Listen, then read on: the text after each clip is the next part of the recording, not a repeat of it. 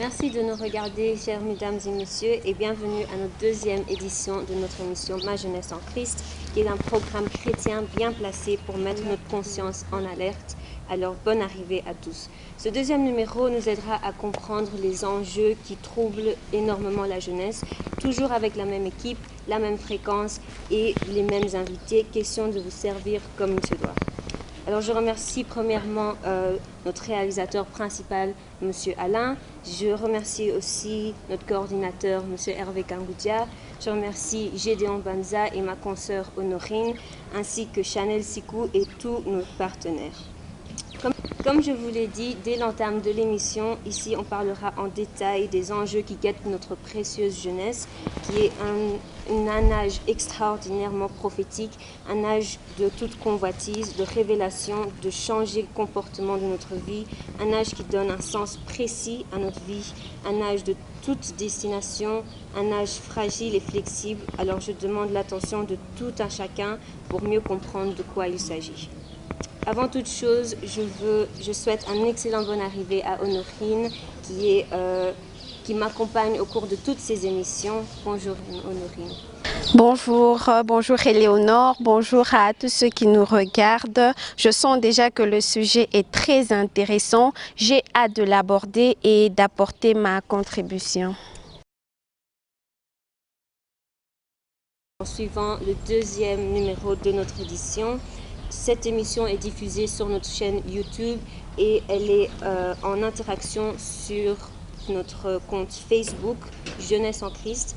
Alors, nous vous demandons de vous abonner à notre chaîne YouTube pour revivre les emplacements et magnifiques moments de nos débats et nos interviews. À ma droite, notre invité, M. Hervé Kangoudia, qui est d'ailleurs notre acteur principal, constituant par ailleurs le point focal de l'émission. Bonne arrivée, cher Président, sur le plateau de Ma Jeunesse en Christ.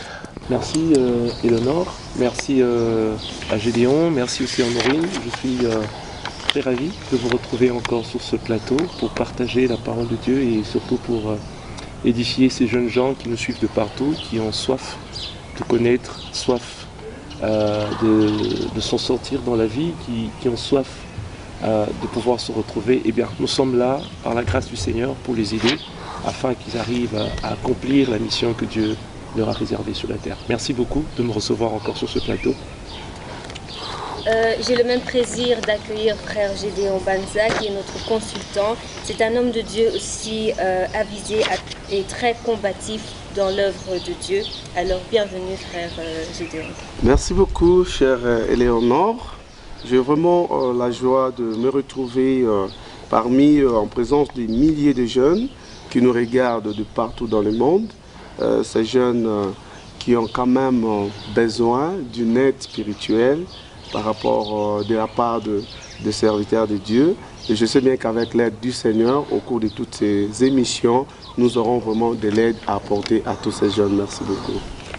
Vous l'avez bien compris, chers téléspectateurs de Ma Jeunesse en Christ, moi je suis particulièrement joyeuse parce que ma jeunesse doit nécessairement accompagner l'œuvre de Dieu.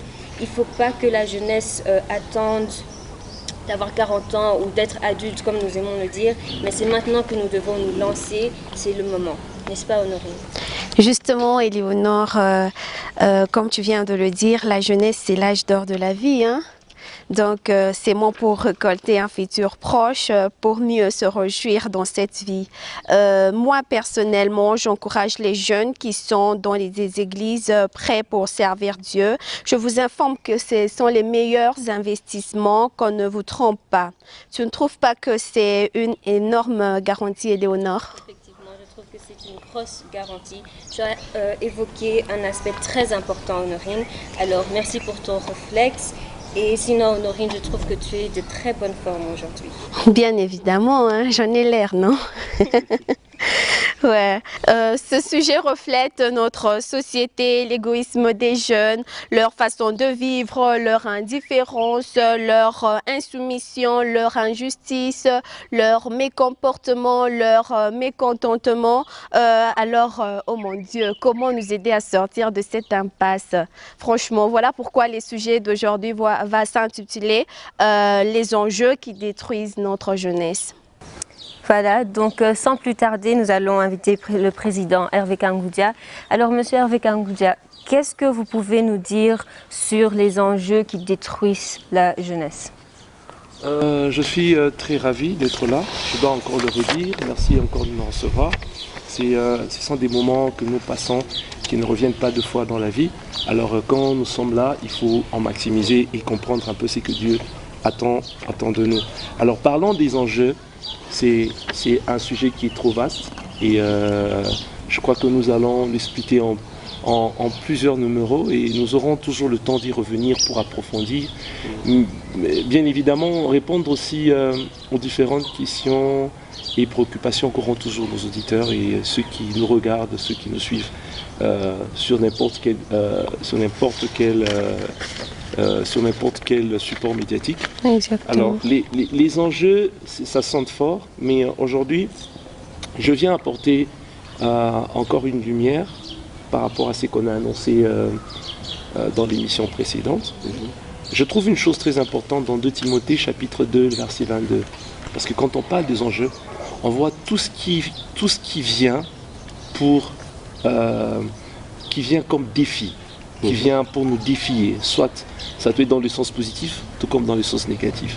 Et quand on parle des enjeux, donc c'est l'ensemble de questions, c'est l'ensemble de préoccupations, c'est tout ce qui vient nous déranger dans notre monde actuel. Et dans le cadre de cette émission, nous parlons des enjeux qui viennent pas pour nous propulser, mais pour détruire effectivement la jeunesse. Qui sont des enjeux spirituels que nous devons souligner. Que le diable aujourd'hui met en place pour que les jeunes se retrouvent complètement à terre. Alors dans 2 Timothée chapitre 2, le verset 22, Paul est en train de conseiller à son fils spirituel. Il lui dit, il faut fuir les passions de la jeunesse. Et il lui demande de rechercher. Et il a bien souligné ces mots en disant, fuis. Et plusieurs versets parlent des passions et parlent des enjeux spirituels que les jeunes aujourd'hui manifestent. Mais quand je lis Colossiens chapitre 3, le verset 5, la Bible dit, je veux le lire, donc Paul dit, faites donc mourir les membres qui sont sur la terre. Et Paul les cite, la pudicité, la cupidité, toutes ces choses. Ça fait partie des enjeux spirituels. Mais bien avant que nous puissions arriver là, j'aimerais vous donner d'abord 4 raisons majeures qui justifient la croissance des activités démoniaques au sein de la jeunesse. J'en ai regroupé 4. Le tout premier, si je peux appeler la toute première raison, qui justifie la croissance des activités démoniaques parmi les jeunes, premièrement, c'est d'abord pour détruire la postérité. Lorsque l'homme est tombé dans le jardin d'Éden, quand Dieu est venu, lorsque Dieu a interrogé l'homme, l'homme a dit, Seigneur, c'est pas moi, c'est la femme que tu as mise à mes côtés. Quand Dieu est allé vers la femme dit, c'est pas moi, c'est le serpent qui m'a trompé. Alors Dieu, après avoir fini avec Adam, il va vers elle, et puis il va vers le serpent, et puis il dit au serpent, la postérité de la femme t'écrasera le talon. Donc l'une des raisons majeures, en toute première position, qui fait que le diable aujourd'hui agit activement au milieu des jeunes, c'est pour détruire la postérité. Nous aurons à entrer beaucoup plus en profondeur par rapport à ça dans nos prochaines émissions. La deuxième raison, Éléonore, c'est pour empêcher la relève ou bloquer le processus du transfert de l'héritage. Vous devez savoir que Dieu est un Dieu des générations. Il a été le Dieu d'Abraham, il est devenu le Dieu d'Isaac, il est devenu le Dieu de Jacob. Dieu travaille avec les générations. Il est un Dieu des générations. C'est-à-dire, chaque génération qui passe, il y a une autre génération qui vient. Mais le fonctionnement, la méthodologie, les pratiques que vont appliquer la génération qui vient sera fonction de la génération qui les a précédés. C'est-à-dire, ça sera l'héritage de ce que la génération première ou la génération qui les a dévancés leur a laissé. Alors, le diable combat la relève, c'est-à-dire, il vient casser la vision, faire en sorte qu'il n'y ait pas de transfert de l'héritage.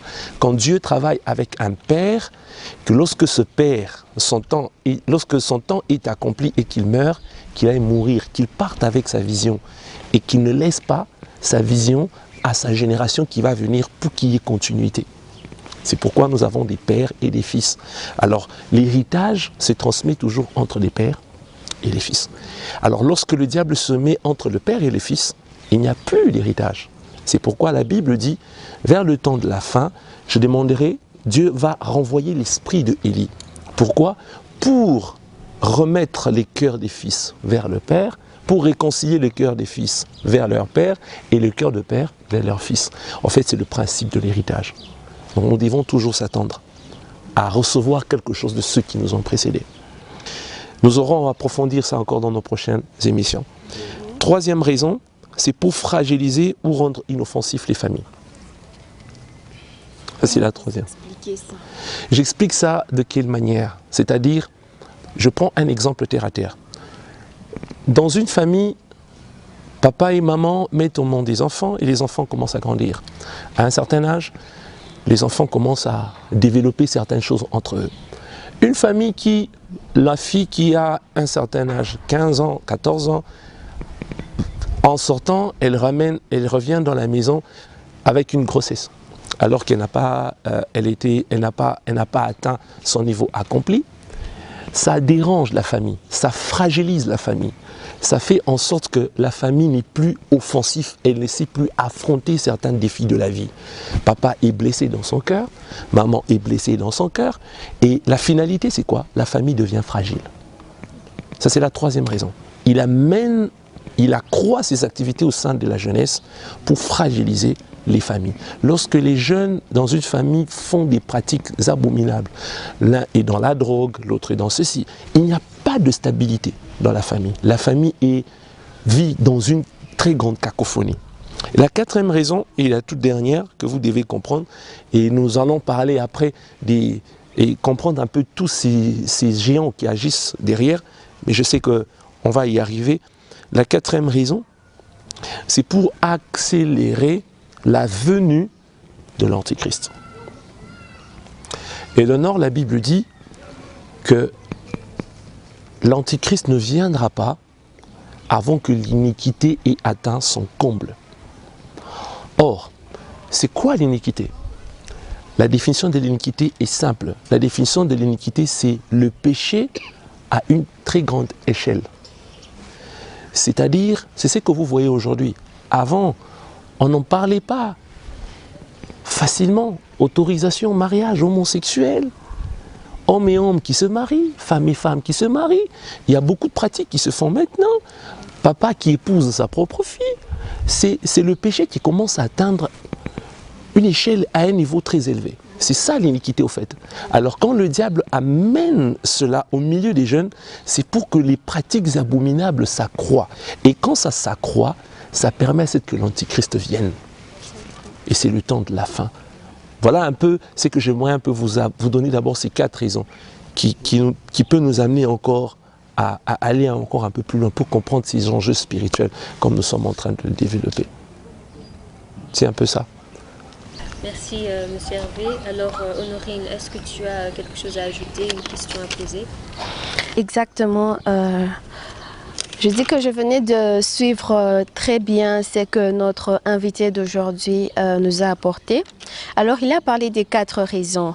Il vient d'énumérer 4 raisons qui sont très importantes en ce qui concerne les enjeux qui détruisent la jeunesse. Mais j'aimerais savoir si derrière ces 4 raisons se cache quelque chose ou un démon ou quoi que ce soit qui pousse à ce que ces choses-là puissent vraiment s'accentuer. Je sais pas. Merci Honorine, ta question elle est vraiment pertinente et je veux dire ceci, le monde physique que nous voyons aujourd'hui, tout ce que nous voyons physiquement a d'abord sa source sur le plan spirituel, c'est-à-dire l'homme, tout ce que vous voyez a été d'abord créé sur le plan spirituel. Ce qui se vit physiquement est une conséquence de ce qui est spirituel. Et comme vous savez, ces enjeux sont d'abord spirituels mais ils se manifestent physiquement par des faits, c'est-à-dire derrière ça, il y a des puissances. Il y a des géants. C'est pourquoi, Colossiens chapitre 3, Paul parle de membres. Mais ce membre-là, vous pouvez le remplacer par démon ou activité démoniaque. Il y a des géants que le diable a su maintenir, a su mettre en place dans le monde, qui fait que derrière les pratiques que les gens commettent, c'est eux au fait qui alimentent ça. Parce que la particularité d'un démon, c'est de manifester son caractère là où il est manifeste, là où il est présent. Quand quelqu'un est possédé par un esprit d'impudicité, il manifeste les caractères d'un impudique. Et c'est ce qui fait que le premier géant que le Seigneur nous avait mis à cœur, que nous sommes venus apporter à la jeunesse qui nous regarde au travers le monde, le premier géant qui agit aujourd'hui au milieu de la jeunesse, qui amène les 4 raisons que je vous ai données, qui fait que le diable arrive à maintenir ces 4 processus, ces 4 points que je vous ai donnés, c'est le géant d'impudicité. Il est vraiment, vraiment tenace aujourd'hui. Et parlant d'impudicité, nous voyons tous les actes, tout ce qui se fait, tout ce qui se pratique, mais qui tourne autour de la sexualité, qui tourne autour du sexe.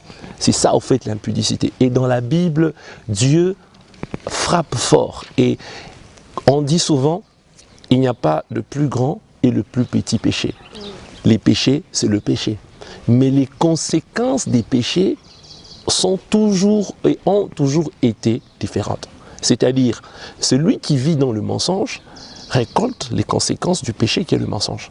Mais les conséquences, parmi tous les péchés, parmi toute transaction de la parole de Dieu, ce qui est plus grave et qui atteint directement la vie spirituelle de la personne, c'est le péché d'impudicité. C'est celui-là qui fait que les gens aujourd'hui, beaucoup de jeunes, vivent dans une très grande détresse et expérimentent des choses dans la vie très compliquées parce que ça atteint à ta vie spirituelle. Et avoir aujourd'hui, 80% des jeunes aujourd'hui vivent dans l'impudicité. Ils font la pratique d'impudicité. On a même rendu ça, c'est devenu quelque chose de normal. Avoir des relations sexuelles, avoir le mariage. Vous allez voir en Europe aujourd'hui une fille qui veut prouver à son amant et il peut lui dire bon, si tu veux, prouve-moi que tu m'aimes. Pour elle, prouver que tu l'aimes, c'est lorsqu'ils sont unis sexuellement et ils ne sont même pas encore mariés. Aujourd'hui, nous voyons des gens qui vivent ensemble, qui font même des enfants, mais qui ne sont pas mariés. Et il se dit, après qu'il a eu avec la fille 4 enfants, et puis il dit, mais non, on va se marier. Mais par rapport à la parole de Dieu, c'est une abomination. C'est vraiment une abomination. Est-ce que vous comprenez un peu ça? Oui. Honorine, tu as eu la réponse à ta question, je pense, mais tu as quelque chose à rajouter encore? Oui, je crois que j'ai eu la réponse à ma question, mais je crois que j'ai eu beaucoup de réponses à la fois. Je ne sais pas comment je vais dire, mais je crois que ça me trouble un peu, quoi. Okay. Alors, j'aimerais savoir aussi, puisque vous avez parlé de l'impudicité, vous avez dit que c'est tout ce qui avait trait à la sexualité. Sexualité, masturbation, toutes ces choses. Le sexe aujourd'hui. Ouais. Alors, la masturbation, c'est ça qui me préoccupe le plus. Parce qu'à l'école, on nous a dit que c'était un fait tout à fait normal, puisqu'on a les hormones qui sont en train de croître. Alors là, on peut se masturber, genre pour savoir si on existe, si on vit réellement, quoi. Maintenant, quand vous nous dites que ça a trait à la sexualité et que c'est mauvais, je me demande vraiment, en tant qu'enfant de Dieu, est-ce que nous sommes permis de faire ça ou nous ne pouvons pas le faire? Vous voyez, c'est exactement ce que la science fait aujourd'hui. La science aujourd'hui, avec la croissance, comme les 4 raisons que je vous ai données, le diable veut utiliser aujourd'hui la science pour amener à annuler ce que la parole de Dieu dit. Nous, on n'a pas été créés par la science, mais nous avons été créés par la parole de Dieu. C'est la parole de Dieu qui a créé toutes choses. Ce n'est ni un homme, ni une femme qui peut arriver à corriger les choses. Alors la science aujourd'hui veut montrer aux enfants que la pratique de la masturbation n'est pas mauvais, mais c'est un péché. Et ça ouvre des grandes portes à des esprits. Et ça fait en sorte qu'aujourd'hui, les jeunes sont captifs du diable et vivent des choses abominables. Vous allez voir que dans Genèse chapitre 6, on nous parle de Onan. Onan, son frère, il est de la lignée de Jacob, avait perdu, son frère était mort. Et il a été demandé à ce qu'ils prennent, dans l'ancienne alliance, il était permis lorsque un membre de la famille meurt, soit le grand frère, celui qui vient après était obligé de prendre la femme du défunt, afin de lui donner une postérité. Les enfants qui allaient naître de cette femme allaient être considérés comme étant les enfants de celui qui est mort. Mais la Bible dit que Onan, lorsqu'il est parti pour rencontrer la femme de son frère,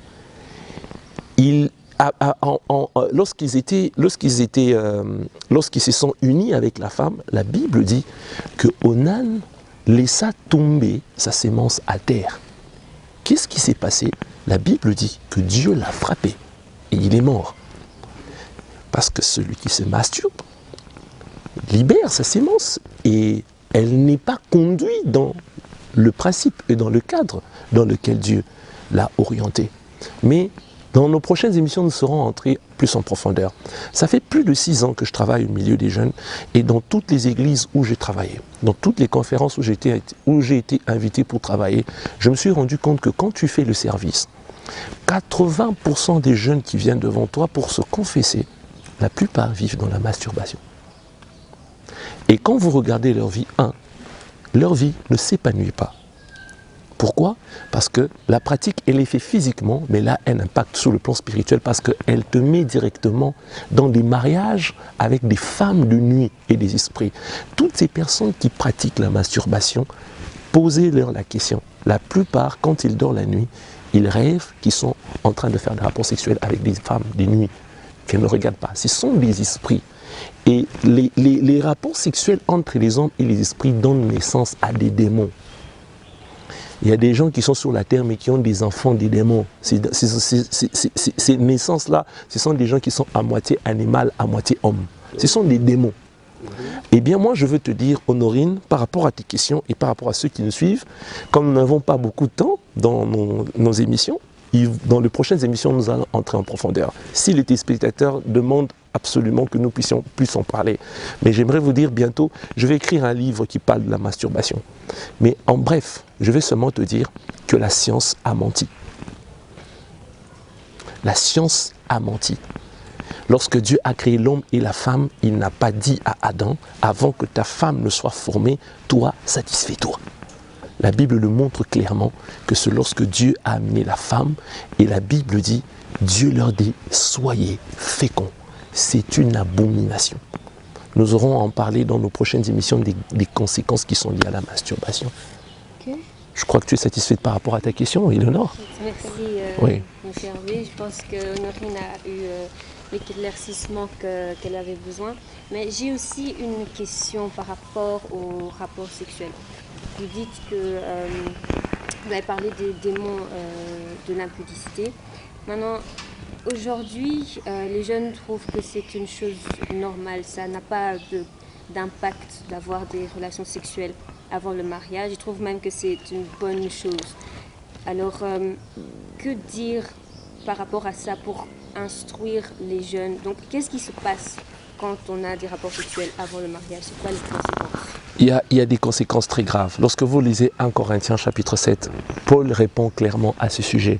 Il dit, pour éviter qu'il y ait l'impudicité parmi vous, parce que Paul savait que les géants d'impudicité opéraient efficacement pour éloigner les gens de la présence de Dieu, pour créer cette séparation entre Dieu et son peuple. Il savait. Il dit, pour éviter l'impudicité parmi vous, que chaque homme ait sa femme et que chaque femme ait son mari. Pourquoi il a dit ça? C'est parce que les rapports sexuels dans le plan des dieux n'est autorisé que dans le cadre du mariage. C'est autorisé que dans le cadre du mariage. Qu'est-ce qui arrive lorsque ces pratiques se font avant? Ça t'amène à contracter une alliance spirituelle avec la personne. Je prends un cas. Supposons que la fille, elle était encore vierge. Au moment où elle rencontre ce garçon, ce jeune, qui n'est pas son mari, qui ne sera même pas non plus se marier, je connais les jeunes, hein. La plupart de ceux qui pratiquent ça, je vous demande de faire un constat et d'entrer plus en profondeur. Toutes les femmes qui ont connu les hommes avant leur mariage, 99%, ces hommes-là, avec qui ils ont eu des rapports, ne l'ont pas épousé. faites un constat. Vous allez vous rendre compte que c'est vrai. Souvent, ce sont d'autres personnes qui n'arrivent pas à répondre au mariage. La personne qui te détruit, ce n'est pas la personne qui va t'épouser. Je vois ça au milieu des jeunes. La plupart, après qu'il ait consommé, il s'en va. Il estime qu'il a eu à découvrir et à goûter ce qu'il cherchait. Une fois qu'il a vu, il a goûté, il est parti. Tu n'as plus rien à lui offrir. Il n'y a plus rien. Est-ce que vous voyez un peu ça? Ainsi, dans ce cadre-là, tu contractes directement une alliance avec cette personne. Lorsque une fille était vierge, il y a perte de sang. Et le sang, c'est très fort. Je crois que nous aurons en parlé ça dans nos prochaines émissions. Lorsqu'il y a perte de sang, automatiquement, il y a un pacte, il y a contraction d'une alliance qui se fait sous le plan spirituel avec la personne. Si cette personne était associée, c'est que toi, automatiquement, dans cette union-là, la Bible dit, celui qui s'attache à une prostituée devient même chair avec elle. C'est-à-dire, au moment où tu es en rapport sexuel avec cette personne, qui n'est pas ton mari, vous devenez un sur le plan spirituel. C'est-à-dire, s'il est sorcier, automatiquement, il te communique la sémence de la sorcellerie. Si dans sa famille, il avait tout un bagage des alliances et des démons, automatiquement, et toi et la femme, et toi le garçon, vous vous transférez ces démons. C'est comme ça que vous allez vous rendre compte qu'une fille qui a connu des rapports sexuels avec un homme et qu'elle a perdu sa virginité, elle devient plus pire qu'avant. Elle commence à manifester une certaine acosité, une envie exagérée de connaître les hommes. Le problème, c'est quoi? C'est que la personne avec qui il a eu des rapports sexuels lui a transmis cette sémence. C'est pourquoi c'est autorisé dans le cas de mariage, parce que le mariage est une alliance. L'homme quittera son père et sa mère et s'attachera à sa femme et les deux feront une seule chair. Alors quand tu t'unis à quelqu'un qui n'est pas ton mari, Éléonore, pose-toi la question si cet homme-là est un occultiste. Tu as la suite, hein? On en parlera dans nos prochains numéros. Ouais. Merci, Hervé. Alors, j'ai eu la réponse à ma question, merci.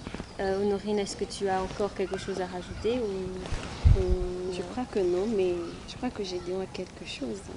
Gédéon Vanza, vous avez quelque chose à rajouter? Oui, Éléonore, par rapport, je crois que j'ai des préoccupations, mais avant d'en arriver là, je vais un peu compléter quelque chose par rapport à votre question de tout à l'heure avec le président Hervé.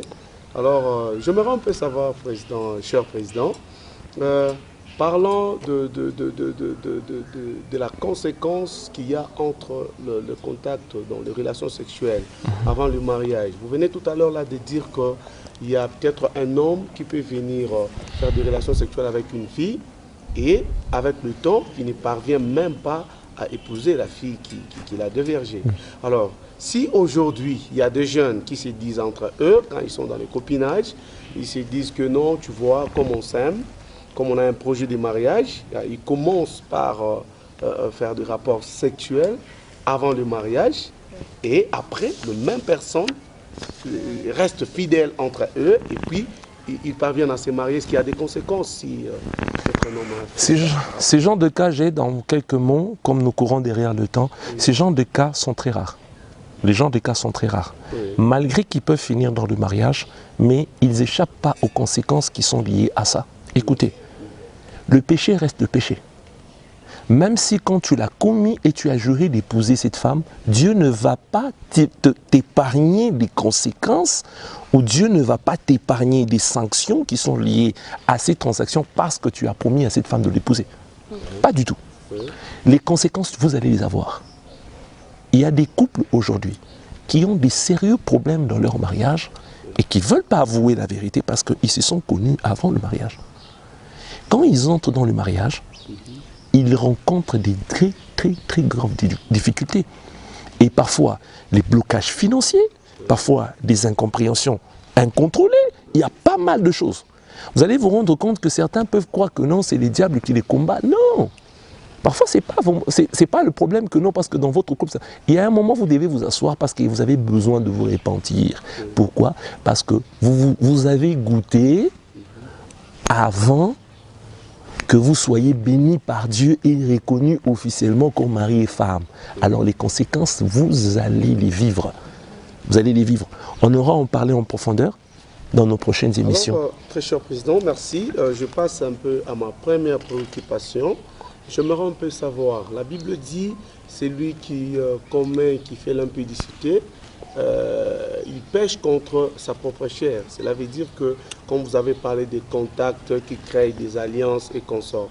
Alors il y a de ces jeunes-là aujourd'hui, très cher président, qui, par le regard seulement, de voir peut-être une femme mal habillée passer sur la route, et puis il regarde de vue, il en vit, et puis quelqu'un d'autre peut se dire, au lieu d'aller m'essuyer, au lieu d'aller faire n'importe quoi, qu'on venait de parler par rapport à la préoccupation de notre chère Honorine, sur base de la masturbation, mais l'autre peut se dire, je ne veux pas poser l'acte, peut-être en se masturbant, peut-être en allant coucher avec des femmes, je peux m'enfermer dans ma chambre, juste voir des images pornographiques, juste... peut-être il y a même de ceux-là qui voient des filles peut-être en train de se laver, ils vont voir la nudité des femmes. Est-ce que cela vraiment a de l'impact dans la vie des jeunes? Merci Jed pour ta question. Je vais la répondre très brièvement pour te faire réfléchir sur ce point. Vous savez comment je peux essayer de représenter ça? Le diable est très malin. Dans le sens où, s'il sait qu'il veut t'amener à Rome, il sait utiliser tous les astuces. Il peut te faire emprunter tous les chemins possibles. En pensant peut-être que pour toi, ce chemin me fait éviter que j'aille à Rome. Mais pour Satan, ces chemins-là t'amènent à Rome. Le géant d'impudicité est tellement tenace aujourd'hui et qu'il s'est multiplié dans plusieurs secteurs. La pornographie, quand vous regardez la pornographie, le fondement, ça vient réveiller vos hormones. Oui. Et ça a un impact non seulement sur votre mental, mais ça affecte aussi votre esprit. C'est-à-dire, les personnes qui font ça et qui se disent « je ne vais pas aller vers des femmes », si il ne va pas vers une femme, disant que je veux peut-être, j'ai peur d'engrosser ou j'ai peur de ceci, la pornographie va l'amener à faire une chose. Ça va l'amener à se masturber. Wow. Parce que ses hormones sont réveillées, il sent ce besoin, alors par manque d'un partenaire ou par peur, il va aller se satisfaire. Mais en fait, il évite un partenaire physique, mais il va rencontrer un partenaire spirituel. Wow. Là, c'est terrible. Hein? Il évite un partenaire physique, mais il va rencontrer un partenaire spirituel. Parce que quand tous les masturbateurs, le centre, vous allez voir que la plupart, 99%, regardent des mauvaises images et regardent des films pornographiques pour alimenter leur soif. Ce démon-là a besoin de ça, c'est sa nourriture. Okay. C'est-à-dire, dans ton esprit, tu n'auras que ça.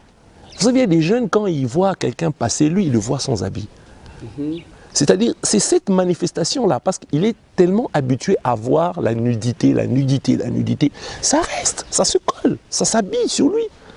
Et la finalité, c'est quoi? Il crée un chemin en évitant d'aller à un partenaire physique. Il va rencontrer un partenaire spirituel. La vie de ce jeune homme-là, la vie de cette jeune fille-là ne va connaître que des graves et des graves difficultés. Ce sont des personnes qui, par la suite, si c'est une femme, elle commence à manifester des myomes à 23 ans. Aujourd'hui, on a des femmes de 23 ans qui ont des myomes. Mais normalement, c'était des maladies des femmes vieilles. Une femme qui atteint la ménopause, qui commence à grandir. Aujourd'hui, on a des myomes au milieu des jeunes filles. 22 ans, elle a des myomes. Ça vient d'où? Les rapports sexuels avec des esprits. Ce sont des gens, si c'est une fille, elle commence à manifester des difficultés d'avoir des enfants. Il y a des stérilités, il y a des infections répétées. Donc, il y a beaucoup de choses. Je crois qu'on en parlera. Donc je ne peux pas conseiller ça parce que ça t'amène à avoir un partenaire spirituel. Donc la pornographie est interdite dans la parole de Dieu. Président, je ne sais pas, j'avais la toute dernière préoccupation. Et comme c'est un peu nécessaire, comme on a l'occasion, on peut toutefois profiter. Alors, très cher Hervé Kaondia, par rapport à ce qui se passe actuellement, surtout dans le jeune couple, dans le mariage un peu, par rapport à ce qu'on vit avec la jeunesse, le mariage, il y a des problèmes qui se posent sur le rapport sexuel. Par rapport à ces jeunes-là qui ont accepté de respecter la voix de Dieu, de ne pas entrer dans tout ce que vous venez d'énumérer ici. Alors, quand ils arrivent, par moment, dans le mariage, ils ne savent pas se satisfaire l'un et l'autre. Alors, de l'autre côté, il y a ceux-là qui disent, qui encouragent cela pour dire, la Bible n'enseigne pas le rapport sexuel. Alors, ça sera mieux d'avoir de l'expérience avant le mariage, pour que le jour où tu seras dans le mariage, tu pourras quand même t'en sortir. Je vois Eleonore sourire. Nous sommes en train... en fait, écoutez, le diable est un menteur. Hein? Le diable est vraiment un menteur. Ce sont des choses que les gens sont en train de formater. Vous savez, aujourd'hui, le péché est devenu 3G. Le péché est devenu 4G. La technologie a tellement évolué. Il y a beaucoup de choses qui ont commencé à changer. On a commencé même à mondialiser le péché. Wow. On a commencé même à donner le nom. Vous savez, aujourd'hui, lorsque vous arrivez au milieu des jeunes, aujourd'hui, on ne parle plus de la masturbation. Oui. Oui, il y a maintenant des mots qu'on commence à dire, non, se branler, les branleurs.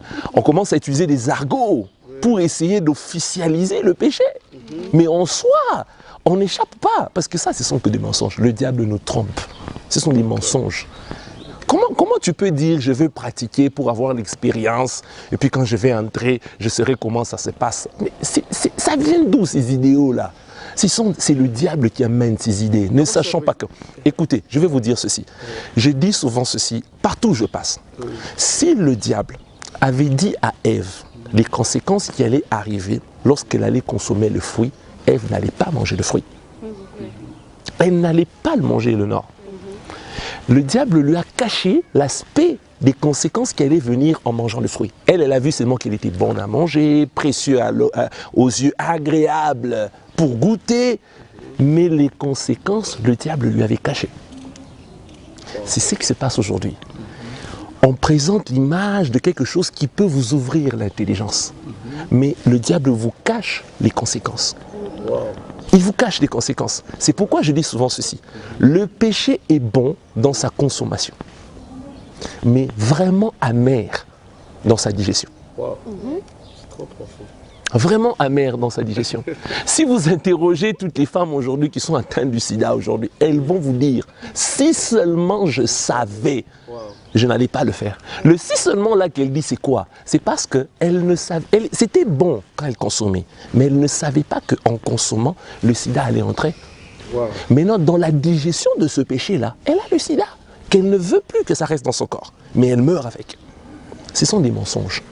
Dieu n'avait pas dit à Adam, avant que ta femme ne vienne, voici, va pratiquer, tu vas apprendre, et puis quand tu vas finir, je te présenterai la femme, et puis tu vois, hein, c'est du n'importe quoi. Hein. Je vais terminer, comme on nous signale par notre frère Chanel que le temps était accompli. Je vais seulement vous dire ceci, qu'on ne puisse pas vous tromper avec beaucoup des idéaux, des philosophies du monde, en vous disant voilà. Tu vois, par exemple, la science aujourd'hui, comme Honorine l'a dit, les hommes scientifiques ont voulu amener le péché officiel en disant aux jeunes, ça ne fait rien. Écoute-moi, ce jeune-là qui a écouté son professeur lui dire ça, si il n'a pas été enseigné et que la parole de Dieu lui a jamais été communiquée, il va pratiquer ça. En disant que ce n'est pas un péché. Supposons son professeur lui a donné cours à 14 ans. Et à 14 ans, il a commencé à pratiquer ça. J'ai rencontré un jeune dans une église où j'étais invité. Il a 32 ans. Mais ça fait 16 ans qu'il vit dans la masturbation. Quand il va se marier, il aura des problèmes de faiblesse sexuelle. Il y a beaucoup de choses. On en parlera, on en fera une émission pour ça. Mais 16 ans.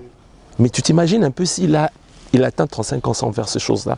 Vous imaginez un peu comment la science est en train de nous amener à côté. J'aimerais terminer en vous disant ceci, comme on nous a dit que le temps est accompli. La science ne va jamais remplacer la parole de Dieu. La parole de Dieu reste la vérité. Nous avons été créés au travers de la parole. C'est par la parole que le monde a été créé. C'est par la parole que l'univers existe. C'est par la parole que tout ce que nous voyons existe. Cette parole n'est pas la parole d'un homme, n'est pas la parole d'un pasteur, n'est pas la parole d'un évêque, n'est pas la parole d'un serviteur de Dieu, mais c'est la parole de Dieu lui-même. C'est de cette parole que nous vivons, c'est sur cette parole que nous sommes fondés. Merci beaucoup. Nous sommes arrivés à la fin de notre émission. Un grand merci à Hervé Kangoudia qui nous a assistés. Un merci à Gédéon Banza, à Honorine et à toute l'équipe qui nous a aidés. Abonnez-vous à notre chaîne YouTube et Facebook pour revivre ces moments. Alors bonne soirée et à la prochaine.